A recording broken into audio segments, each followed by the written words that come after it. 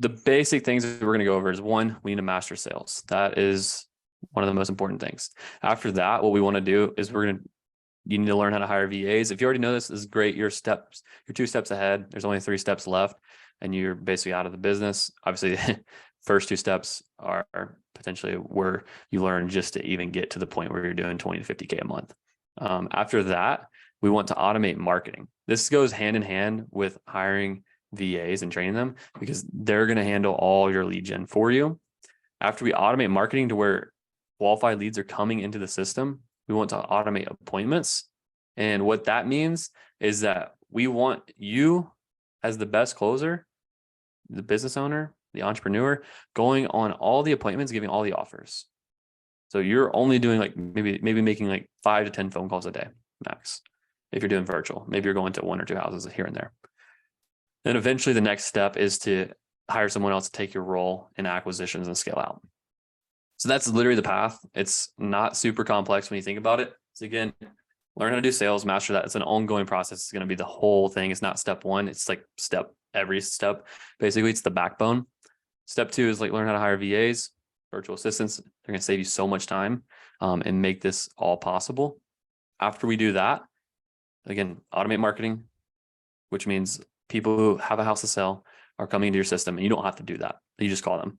After that, we automate appointments. It means you only talk to motivated sellers. And then after that, we hire someone to replace you. And then once you hire someone to replace you in acquisitions, that typically gets people upwards somewhere in the 100 to 200K a month range. So that's kind of the exact steps. And we will go through each one in a little bit more detail. And any questions you guys have, pop them in the chat at any point in time. And then we will answer them again in the Q&A at the end. So the first step, which is really an ongoing step, like I said, it's the backbone to everything. The most important skill set you can have is mastering sales. And how do you even know if you're good at sales? It's all about your closing rate. So closing rate is just the percentage of offers that you give, that you sign. So example, if you want to be closing around 20 to 30% of the offers you give, which means if you're closing like 70%, then you're not giving enough offers. If you're closing at 5%, means you need to become better at sales, or maybe you're just giving offers to every single person, which is a complete other part of it. But you want your closing rate to be around that 20 to 30% range. And once you're there, that's when you can consider yourself pretty solid. 30% is really good. 20% is good. But think about it. If you're closing at 10% and then you can easily close at 30%, I mean, that's 3 times the amount of profit and income. So if you make 3 times more from the same amount of money that you're spending on marketing, you can see how that return on investment would make a lot of sense, right? And also it's all going to the bottom line. So really track your closing percentage, know that at the back of your hand, and it's going to give you a really good benchmark to scale off of. And I mean, obviously, like, how do you improve it? That's what we're going to talk about next. I personally think Gino is one of the best salespeople in the industry. Obviously, he's my partner, and we have a company that teaches people how to basically scale their wholesale companies. Now, we have tons of sales training and sales calls and all that kind of stuff. But if that doesn't work for you, people who we've learned from, because we've taken and learned from a ton of different people and basically just meshed all their styles together. People like Steve Trang, would highly recommend Steve Trang. John Martinez. If you don't have a sales process, John Martinez is one of the great people to go after. Jeremy Miner is another great person for sales. Personally, I haven't used him a lot. I do watch his videos and stuff, but Steve Trang and John Martinez are 2 really good mix if you're looking to, just work with people in the industry. Obviously, we combine the sales training and the process, but if that's something you're not interested in, all good. So basically, what you need to do to get really good at sales, to improve your closing rate, is you need to get into a program that teaches you how to do it. All you need to do is listen to a ton of great sales calls. You need to listen to your sales calls, and you need to understand the difference, right? So if you understand what a great sales call looks like and you understand what your calls look like, there's probably a difference, right? There's really no such thing as a perfect call. So there's always room to improve, but you just want to compare the difference. What can I do better? What did I maybe do wrong that could have derailed this conversation? And then if you think about every scenario you did for every single call that didn't get the outcome you wanted, which would be a signed contract, right, on acquisitions, then eventually you're going to get really good at closing. So that's literally all you need to do is if you're not good at sales, listen to every single one of your calls, drown yourself in great sales calls, and then compare and then just adapt and do what the good sales calls do. Right. And that's really it. And once you get to that 20 to 30%, you are going to be running a very optimal business and very profitable. So that's step one, is practice that every single day. It's got to be a reoccurring thing that you do pretty much forever. Because if you aren't evolving and changing in sales, then you're going to go out of business and not be consistent at all. So number two is we need to now hire virtual assistants so that they can, again, we're stacking skills so that we can prep in automating the marketing, right? So virtual assistants, cold callers, texters, these are the main two people you're going to be looking for, which is either going to be someone who's got call center experience or someone who's like a very administrative type person, right? So, maybe you need an executive assistant to take over a lot of the roles, whatever it is. But virtual assistants are going to allow you to delegate a ton of work and not have to, and be able to focus on the higher dollar per hour task. So it's pretty easy to do it. If you don't already know how to do it, there's tons of videos online, but very simply go to Upwork, make a job posting for Nicaragua for cold callers. That's our personal favorite. Also, I know places like Belize are great, but South America is really good for cold callers. Colombia, Venezuela for admin people, we've had a ton of success with. I know a lot of people do the Philippines. For us, time difference, we don't really, and culturally, it doesn't like fit as well for us. Now we have had some awesome Filipino people, so no hate on that. It doesn't work for exactly our company and what our goals are. But I definitely know it's a decent option. Literally in the application, just get them to send you a Wi-Fi speed test. You want their Wi-Fi speed to be faster than 10 megabits per second, because in cold calling, their connection rate is going to be a lot lower and a lot slower if they are below that threshold. And also, like, if you're talking to them on a Zoom call and it's slower than 10 megabits per second, their Wi-Fi speed, it's going to be very delayed and it's not going to be super enjoyable to have a conversation about whatever's going on. No video calls. So anyways, if they're doing a cold caller on the application, you want them to have a script recording. So you give them a script, have them read it, send it to you. That's going to be really important. And then have everyone who applies do a video explaining on why they would be good for this role. Obviously have a little bit of a description so they know what to go off of.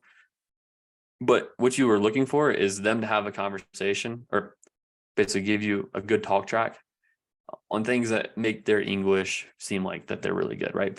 That they're not just using Google Translate and reading off of that, because that's happened before. So that's number one. After that, if you have a good feel. What's up? Just to butt in here really quick, could you maybe share your screen just so it's easier to follow? Would that be helpful? Yeah, I could share my screen, yeah, if you want. I think it might be helpful for them to see kind of everything you're talking through and take notes as you're going. Yeah, we can do it. Also, I can share this document as well, but I typed this up, so it's kind of a lot. I'm reading it, but also like there's a lot of other things that I'll elaborate on, especially as we get deeper. Right now, we're still kind of in like the basic things. Cool. So, and the real value is going to come into the Q&A. So, all right. So once you kind of understand that they have a good English capability, then the next thing you're going to do is you're going to set up an interview. In this interview, you're pretty much just going to ask them questions to see, like, you can just Google interview questions, right? Just search up interview questions. You want to see if they have a really good understanding of English, they're able to think, they're pretty smart. And if they have all these things, and that's a pretty good sign for virtual assistant. And if they have experience in what they're doing, what they're applying for, that's ideal. If they're a cold caller, they need to have cold call experience, because it just doesn't work. It's just not as good. Like, you want at least 1 or 2 years of cold call experience. They're going to grind, they're going to work hard. And they're already used to banging the phones. So that's the first interview. Second interview is going to be a role play interview. And this scenario, you're just going to give some kind of cold call role play. Just, I think it's pretty standard. If they have call center experience, they know how to role play. So just tell them the scenario, give them a little background. Don't give them limited information on what's going on. Just tell them like you're trying to buy a house off market. Give them a little bit of feedback, whatever it is. Boom, role play.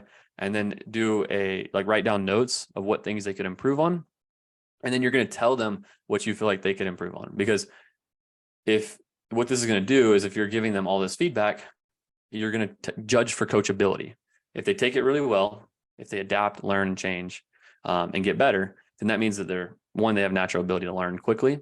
And then 2, they're also going to be able to take your feedback, adapt it into what they're doing, and then improve. That's a really critical piece, is that coachability. So then you're just going to do the same role play over one more time. Same scenario, same everything.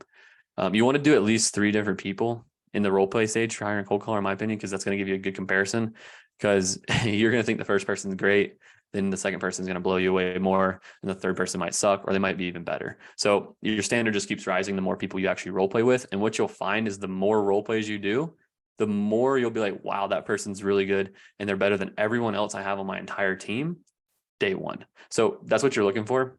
Obviously, you got to start somewhere. So just get some role plays, make sure they're pretty solid. And if they are like a texture or something like that, you can still cold call role play, because we found that cold callers actually perform better than an administrative person in a texting role, because they understand kind of the sales technique. They understand how conversations work. So it's a whole nother piece of it as well, is not only just hiring a cold caller for cold call, but hire someone with call center experience for texting as well. And then, I mean, essentially you kind of had the gist. You can hire a virtual assistant now. You just make a job post on Upwork. It's free. They come right to you, send them the template for the application, and you're off to the races. And that's basically the skill that's going to teach you exactly how to automate your marketing, because there's a few other pieces into it. But if you don't know how to hire a virtual assistant, you're definitely not going to automate any marketing, or it's going to cost you a lot more. So we're kind of getting into the meat and potatoes, because what you're doing now is, let's say, visualize a world like, I mean, you're probably like already in this position. If you are by yourself, just grinding, or maybe you have yourself and maybe a couple people in your team, you're probably just cold calling all day, right? And talking to a ton of unmotivated people. So just take out all the conversations that are not good.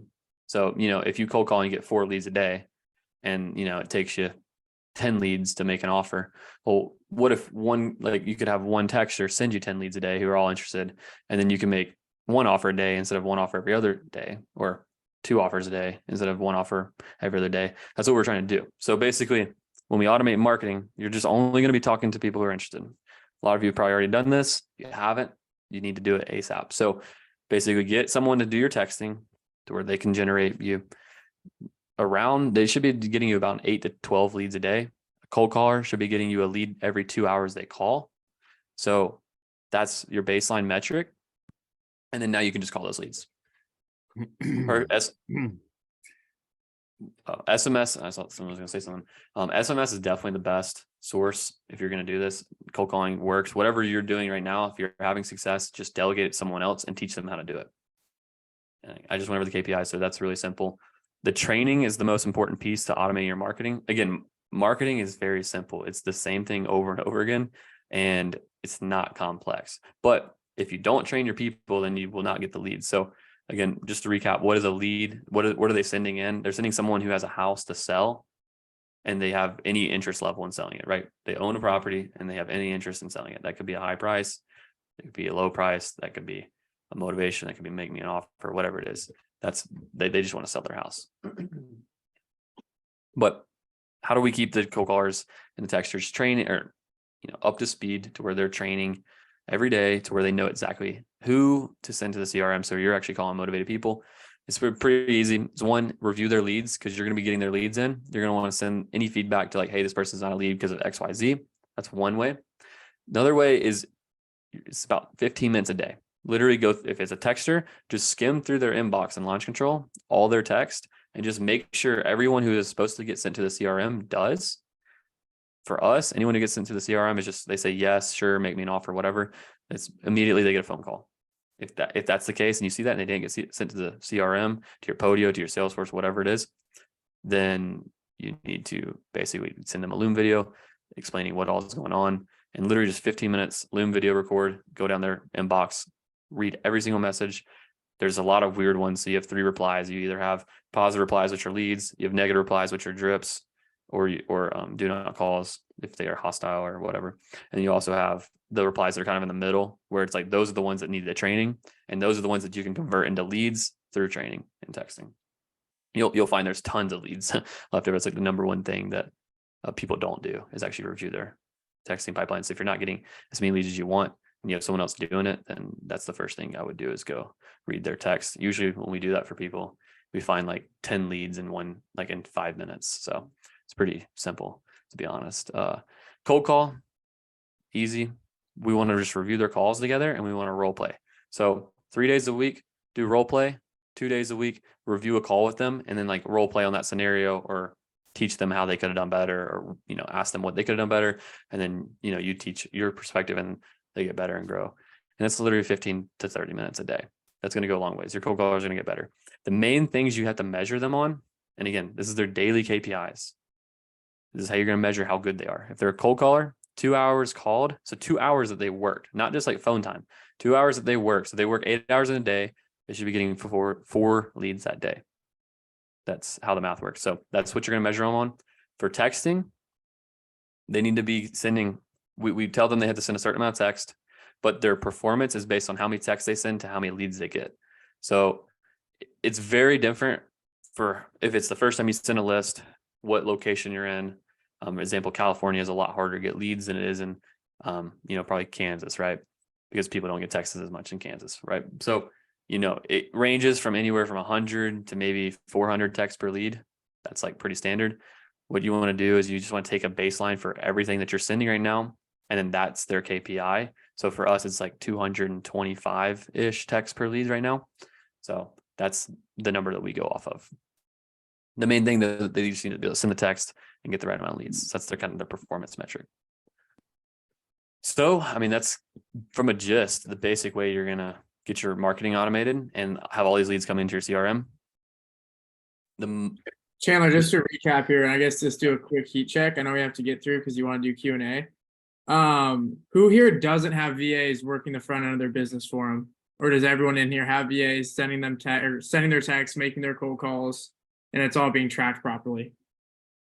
Or at least tracked to some extent. Does anyone not have VAs in here? Everyone has VAs doing their marketing? You can drop like a 1 in the chat if you don't want to speak. Okay. All right. So I just want to get a heat check, and then just to give like a general overview, Chandler, just kind of review kind of basic things people need just from like a who to hire, where to hire them, and then what to track. And then that's it. Specifically like on hiring virtual assistants. Yeah. Like where should they hire them from? Just recap, high level overview. Yep. So I did that just like right before you joined, actually. Okay, my bad. Upwork. So no, you're good. So basically tracking is like track their text per lead. That's what they track for texters, for cold callers. There's their hours called per lead. Those are the main metrics. Obviously there's some other ones, but if you only tracked one, that would be what it would be for each person. And okay, so Greg, you got people start next week. Okay, cool. So most people do then. All right, sweet. So this is going to be like where most of you guys get the most value. And if you like, before we get into this, who has lead managers? If you do not have a lead manager, drop a 1. Let's see how many people don't.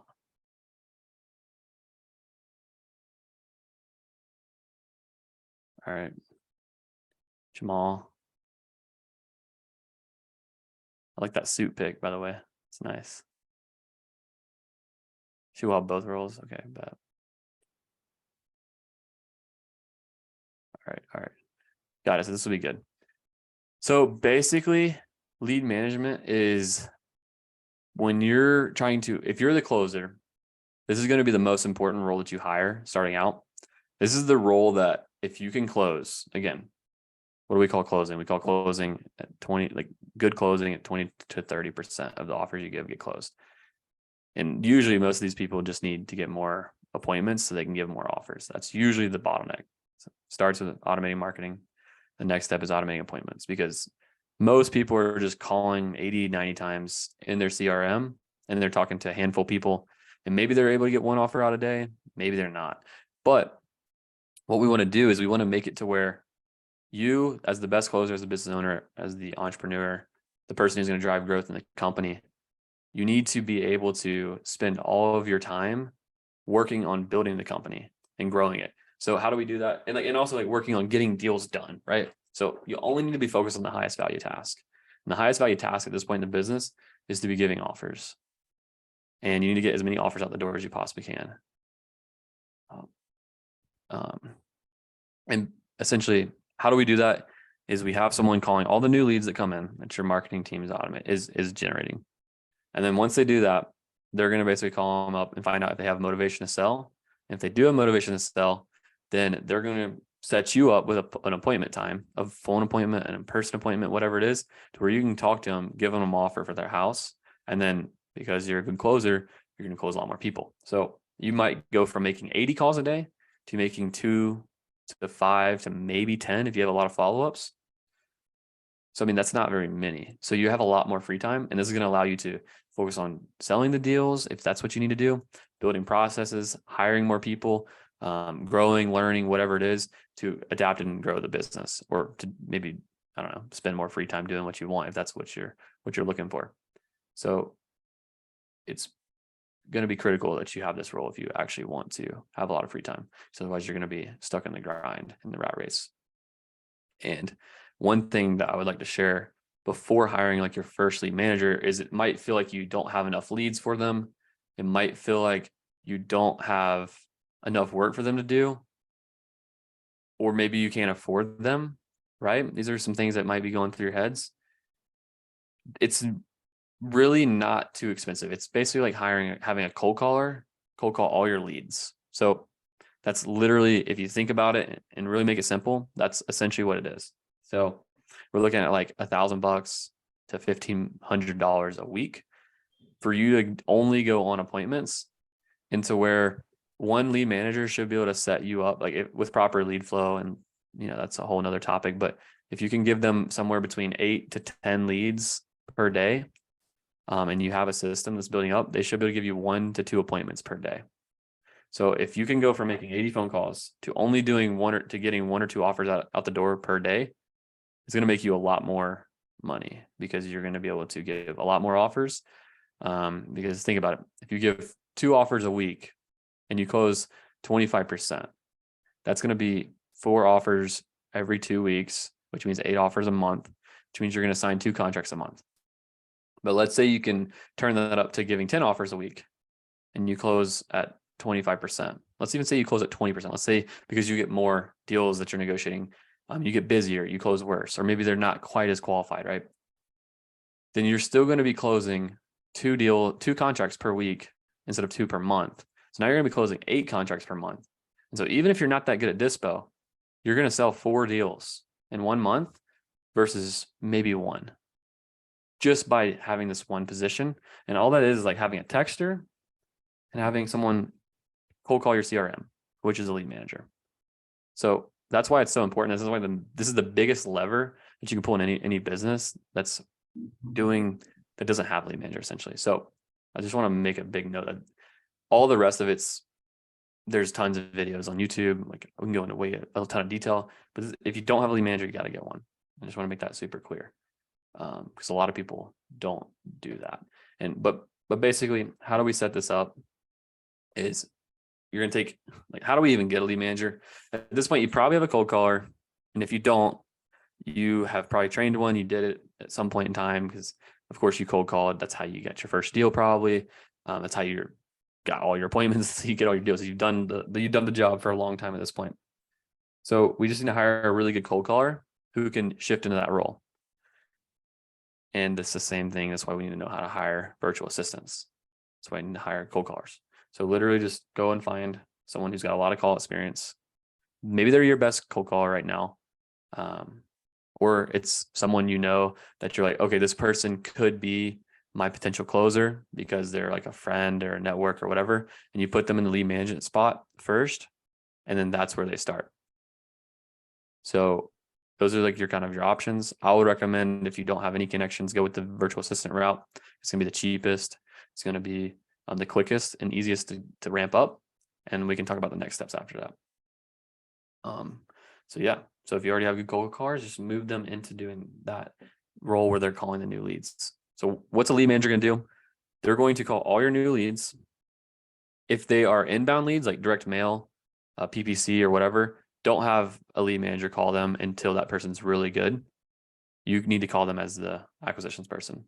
It's a really big thing to look at right there. So do not have the lead manager call inbound lead sources. Only have them handle SMS and cold call lead sources, because you will lose a ton of money with the inbound sources because they will not convert them to appointments. at the rate they need to. And what I mean by that is that for every lead that comes in, they'll convert way less than you will if you talk to them or a really good acquisitions person. This is a mistake that we made at one point. So anyways, back to what a lead manager is going to do. They're going to call your new leads. They're going to call all the people who you've called and have never answered, which is called, we call that working leads. So basically you get a new lead. When you call them, we'd give them a triple dial and then we send them 2 texts that day. And if they do not answer, we send them 2 triple dials. And then if they do not answer, we send them 2 texts. And if they don't answer either one of those, they go to what we call working, which is like a no contact bucket. And then those are going to be like a lot of your best leads. And your lead manager is going to be calling all the new leads and they're going to be calling all the working leads. The best working leads for them to call are the ones that have been in your system for less than 7 days. These are going to give you the highest probability of them answering and the highest probability of them converting to appointment. That's going to be the best list.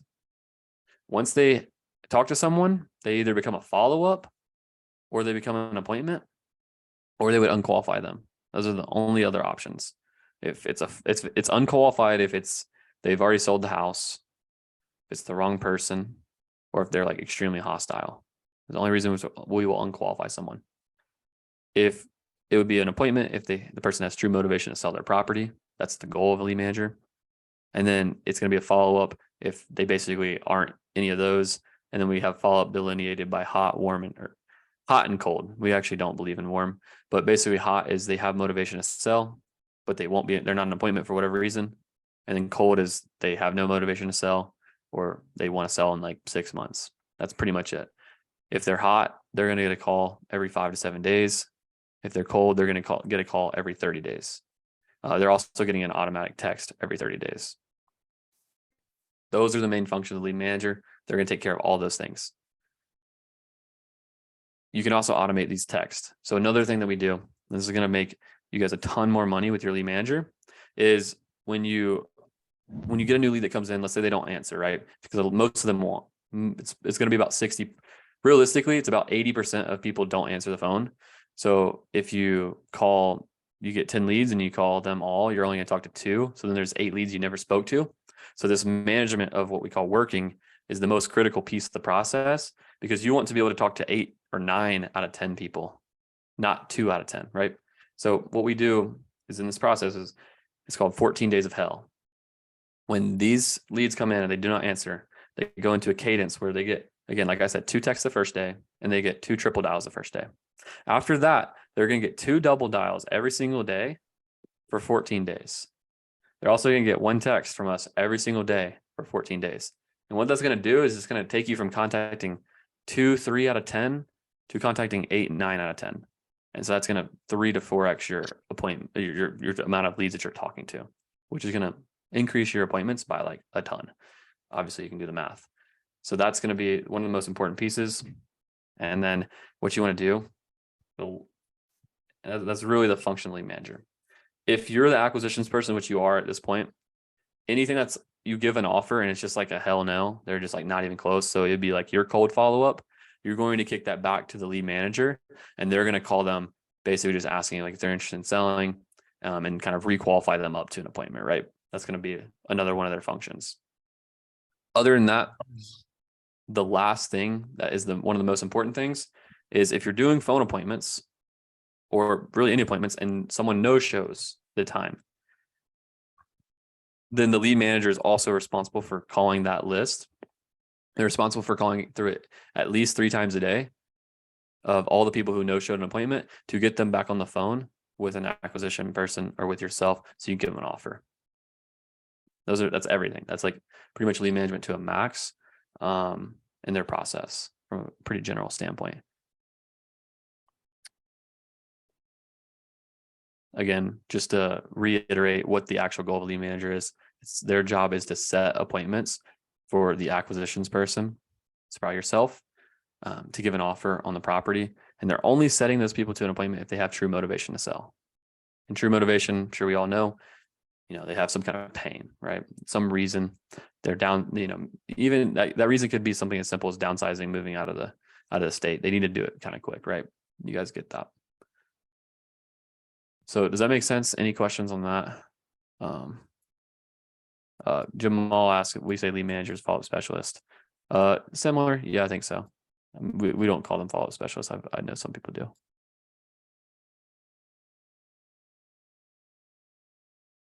All right. Yo, yay, man. Are you What's guys hey, what's happening? Hey, are you guys your lead managers? I mean, what kind of are you guys are having them call how many people a day or how many sellers are they touching base with in an 8-hour period? Yeah, good question. So their KPIs are 2 appointments a day, or they need 80 phone calls.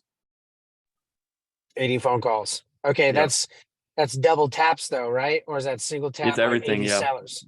It's everything, yeah. And they also measure their conversations. Their conversation rate should be 20 to 25%. Got it. Another really big gem right here for lead management, because I'm sure you guys all struggle with outbound phone call numbers getting spammed, is when you want your lead manager to have at least 8 phone number, or somewhere between 6 and 10 phone numbers, because every day what they do is they switch phone numbers. So let's say they have a Monday morning phone number and they have a Monday afternoon phone number, a Tuesday morning phone number, a Tuesday afternoon phone number, and so on, right? What they're going to do is every day they're going to monitor their connection rate, which how many people answer the phone. And if that gets below 20, then they're going to change their phone number out. And this keeps their total outbound calls below, mostly below like 50. And as long as they're below that, then they're going to be very low likelihood of getting marked as spam. And it's going to keep their connection rate up higher, because before we started doing this, we were talking to about 8 to 10% of the phone calls we made. So you make 100 phone calls, you talk to 8 to 10 people. Now we make 100 phone calls, we talk to 20 to 25 people. So you can obviously see the difference, because I know that it takes my lead manager 11 phone calls to get an appointment. Well, if they talk to 10 people a day, they're not going to get an appointment a day. But if they talk to 30 people a day, they're going to get like 2 or 3, right? So that's the thought process there. So that's a whole another piece of it too, as you start to bring in a lead manager. Have them So you switch guys it. have 6 to 10 numbers per lead manager, and then they switch twice a day, roughly? Is that kind of They switch what the you were number one saying? time a day. Sorry, it'd be 1 time a day. So they'd use 2 numbers per day.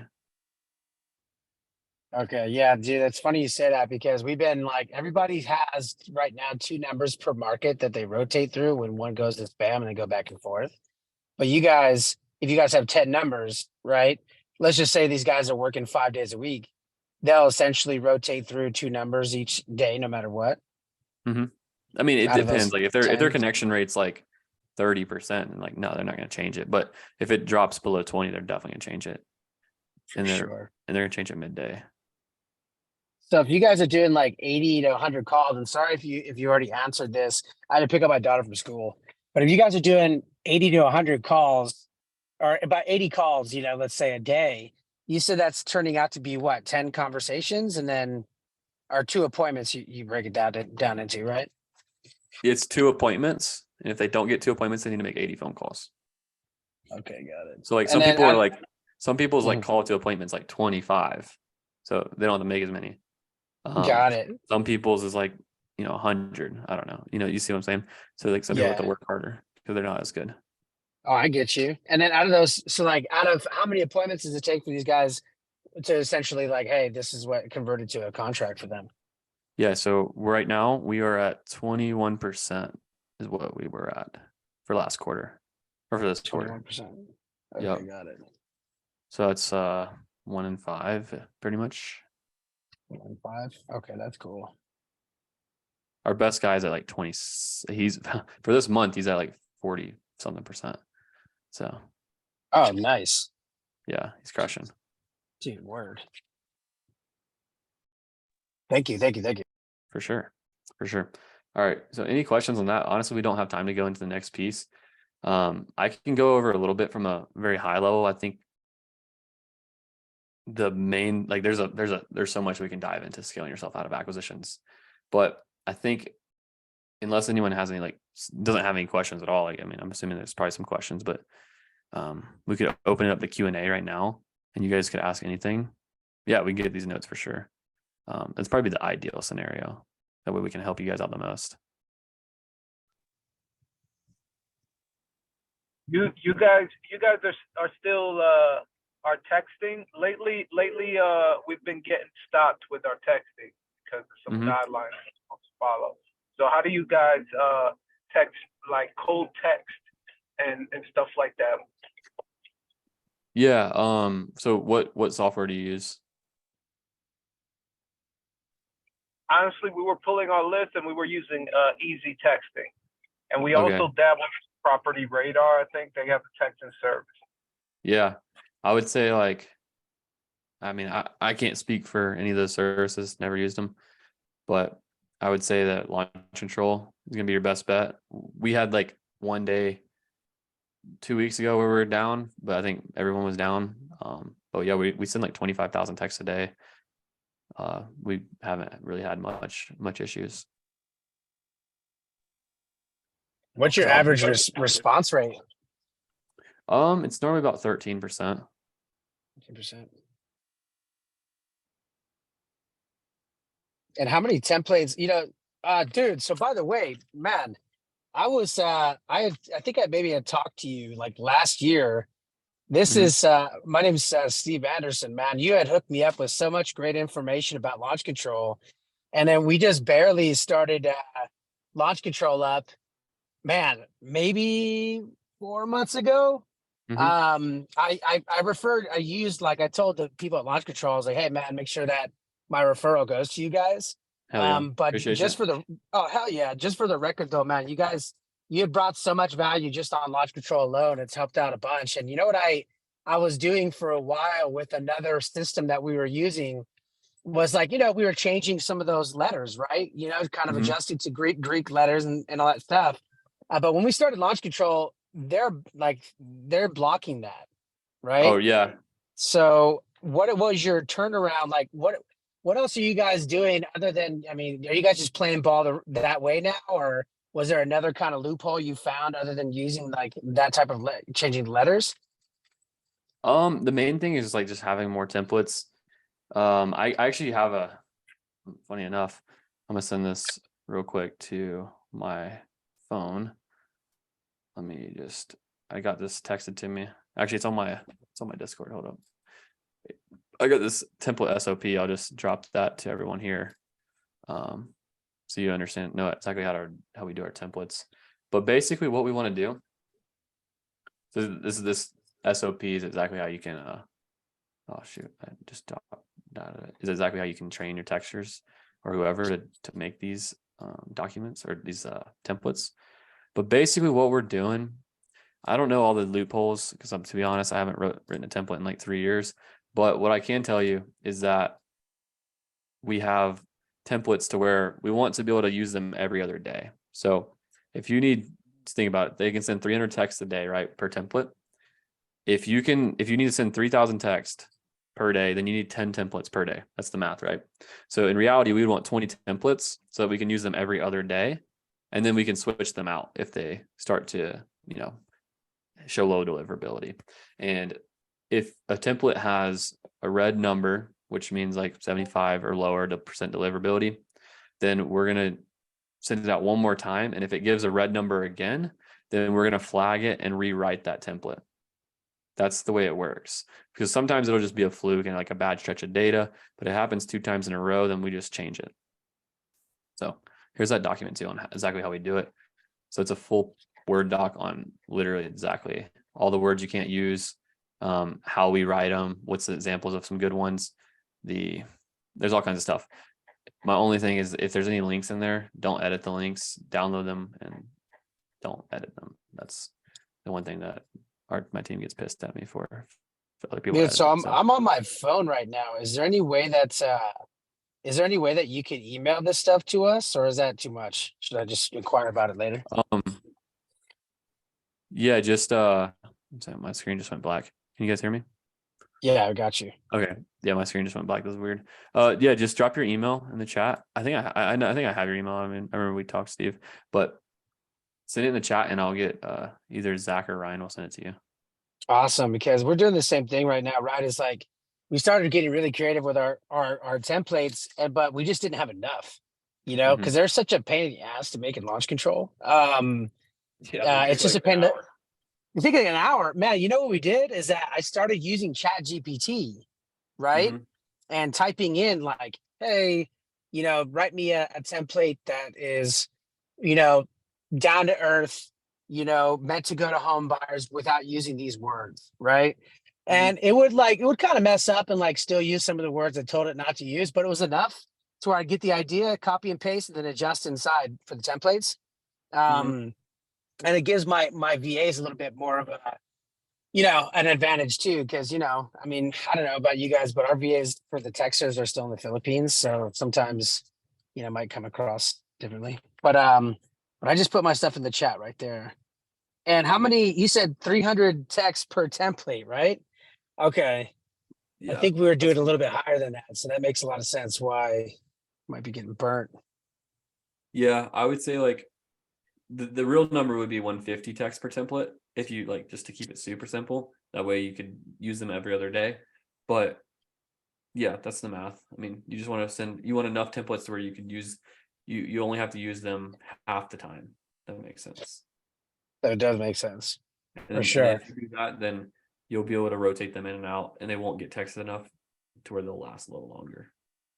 How many text messages is like, let's just say like, so for us, we have two people texting full time and we send about, I think it's 8,000, roughly 8,000 a day, something like that. Um, I think that I might be overwhelming my people, right? So like with one of the, we have two accounts rocking, each of them are in charge of their own accounts. And for right now, they're probably doing they're each handling one account, right? So probably Mhm. about 3,750 to 4,000 text messages a day, one person's handling. You know, Yeah, what do that's you fine. think? That's cool, right? Yeah, that's fine. Our dudes do 4,000. Okay. What I would do since you have multiple people texting, I would just make sure you track individually their text per lead because you might see some differences there. We did that as well. And we did see there was definitely some skill differentiation between the best people and the worst people. And so Mm, what we did is we basically took the best people and gave them the best data. So they have like, obviously the data that converts the most, right, into the most leads. So that the way, one, their numbers look better. And then, two, you're putting the best opportunity in your best people's hands. But usually it's like just some training they need on those for like weird, sure. or they say too much. Yeah, no doubt. But yeah, other than that, it's fine. I would, if you don't have a copywriter, like someone who does like data and writes templates, then that would be a fucking lot of messages. Dude, it's a lot. Yeah, like, and that's one thing that we kind of just like, I was like, I popped the brakes on because we had run into like one of our accounts. Usually, dude, for us, the response rates are floating around 16%, right? And I started noticing there was one of the accounts was like rocking at like 10 or 11. And it just dawned on me. I'm like, man, fuck, we're just like, we opened up the hood of the car. And I think it's just because we didn't have enough templates. Yeah. Um, you know what I mean? Well, yeah, templates. I mean, usually response rate relies, some of the templates like are kind of like sound bizarre, so that could be some of it, but also it's a lot of it's to do with the data as well. Like if it's deliverability rate, that's more templates, but if it's response rate, it's usually more data or like what the copy actually says.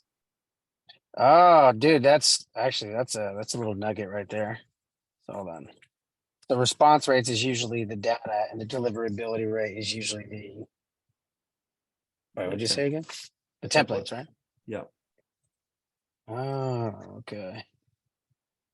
Unless like the only way that response rate would be affected by the templates is if your template said some super weird stuff, which Okay, very true. it's possible. So like we have like a approving process for all of our templates, which we have someone who is stateside approve them basically all. Got it. And how much this is a quick one, and I'll shut up, dude, because I don't want to take up all everybody's like time to ask questions. How much are you paying your lead managers and your acquisition managers right now? Like, Yeah, what's so that pay structure look like? yeah, so basically for the first 3 months, they get onboarded lead managers get onboarded $2,000 base a month, and then they have 5% commission. After that, they roll into $100 payment per appointment they set. Or good appointment they set. That's what we call it. So that's a way that they can increase their amount that they get paid. Because a great appointment setter, a great lead manager will set, somewhere in the neighborhood of 30, maybe up to 40 appointments a month. And a not so amazing one will set around 15 maybe or 10. For sure. And then so that weeds the good and bad people out. And then acquisitions, we pay 10% commission. And if they hit a certain target, for us, it's like 150 grand in gross profit a month, and they get an extra 2%. So it's 12. For sure. And are most of these are all like mostly Americans you're using, or are you guys? Yeah, yeah, they're all Americans. We do have some people who are virtual, and they get paid $7 an hour, and they get paid $200 per closed deal. For sure. Damn, I'm overpaying my crew. Shit. I mean, you want to make sure if it's good people, you want to make sure they get paid though. So Yeah. The worst thing you can do is pay good people not a lot of money. Nah, no doubt. Okay, for sure. Thanks, man. I appreciate it, dude. For sure. Anyone else got any questions? Can you repeat how much you pay the lead managers again? You said $2K base salary first month. Yeah, if they're US based, $2K base for 3 months, 5% commission. After 3 months, the $2K base goes away and becomes a $100 per appointment payment.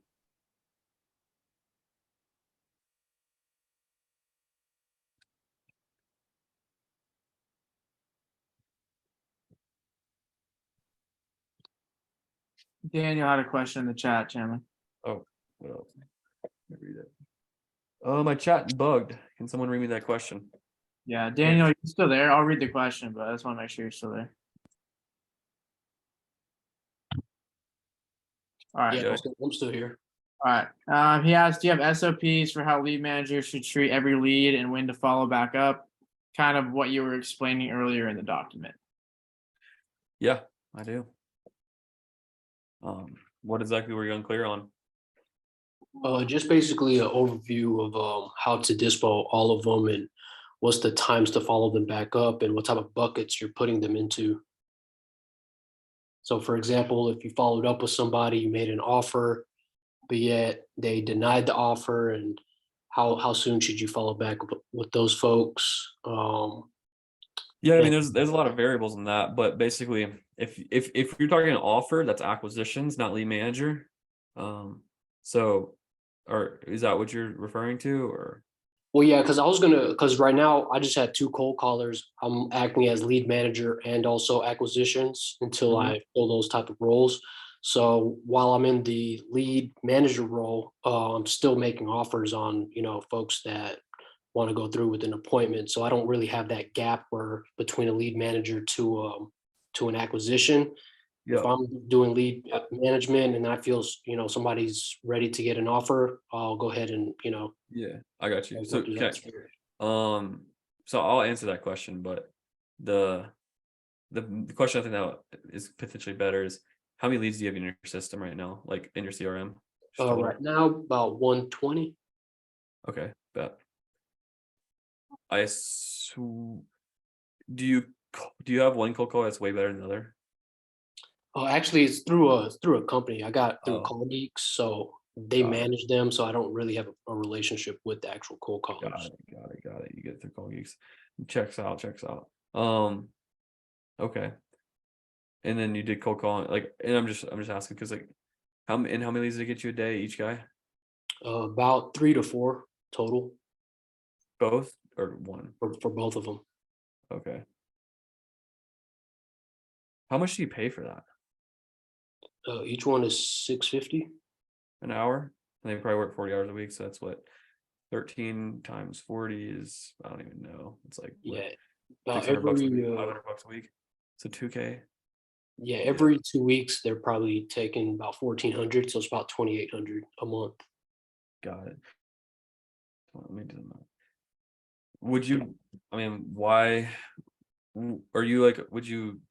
So I'm thinking you could probably get more leads if you did texting, but Is there a reason that you didn't or no?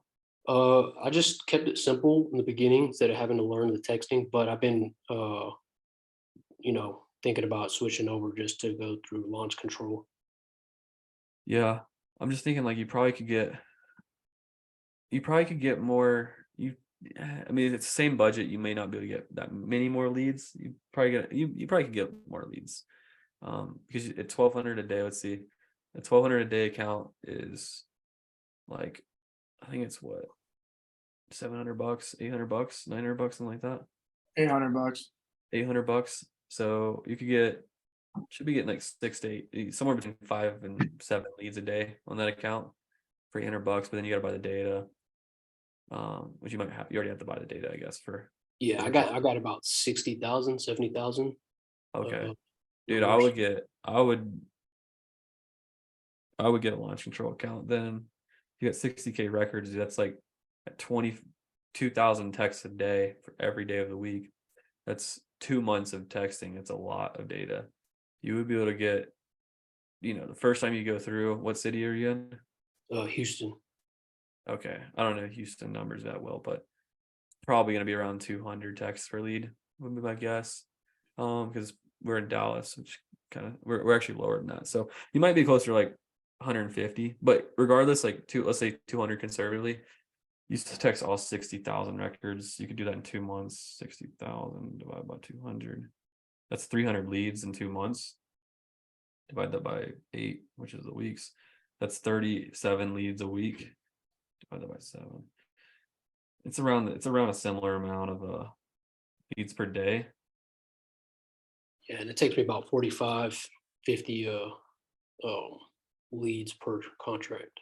Yeah.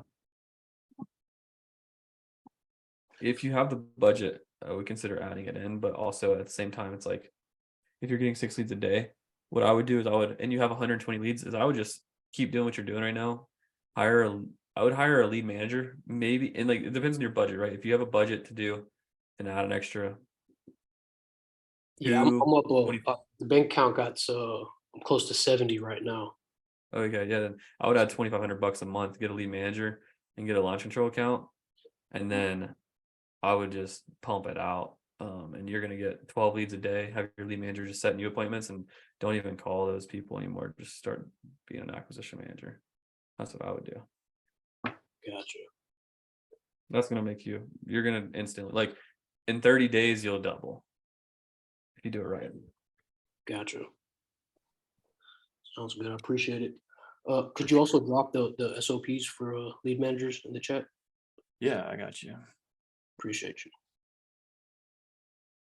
I'm gonna leave the one for this. But all right. I am going to, again, same thing. These are what we use, so do not edit anything on here. Please just download it and don't edit it, because my team will be pissed. And so will I. All right. I think I sent it. Did I send that to everyone? Yeah, I did. All right, sweet. Awesome. All right, guys. Any other questions y'all have?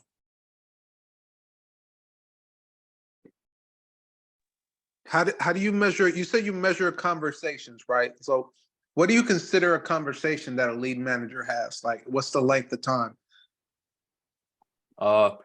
Just that they connect on the phone. Doesn't have to Yeah. be any. Doesn't, like, we're measuring, it depends on what you're measuring it for. We're measuring it specifically to see how many people we connect with, like the phone connects with.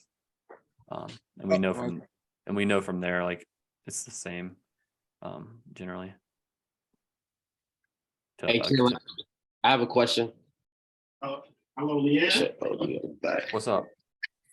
Awesome. Yeah, my name is Charles Sanders. Quick question. So, as far as like, if you wanted to, let's say you said to hire like a lead manager, and you want to double down on texting, how much records would you say you should pull a month? I know for cold callers about like 10,000. Everyone recommends. What would you say for like? Yeah, good question. So basically what you're going to do is the first month you're operating, you're going to be only sending initial text, which means you're going to need new data for every single text you send. So if you're gonna, let's just do the math, right? You're gonna send 1,000 texts a day. For 30 days in the month, you need 30,000 records for the first month. That's what your base. Then after that, what we did with our process is we were sending about 60% to 70% initial text after that. So it'd be about 600 to 700 texts a day that were new.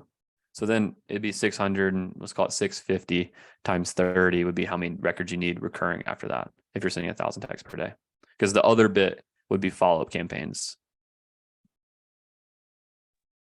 Okay, gotcha. Appreciate that. It's a person. Yep. For sure. Sweet. Well, guys, any other last questions? I got to bounce. But hopefully there was some value here given. I know there's a lot of different things going on, but we're going to do this every week. Different topics. We're going to shoot for like a 30-minute Q&A.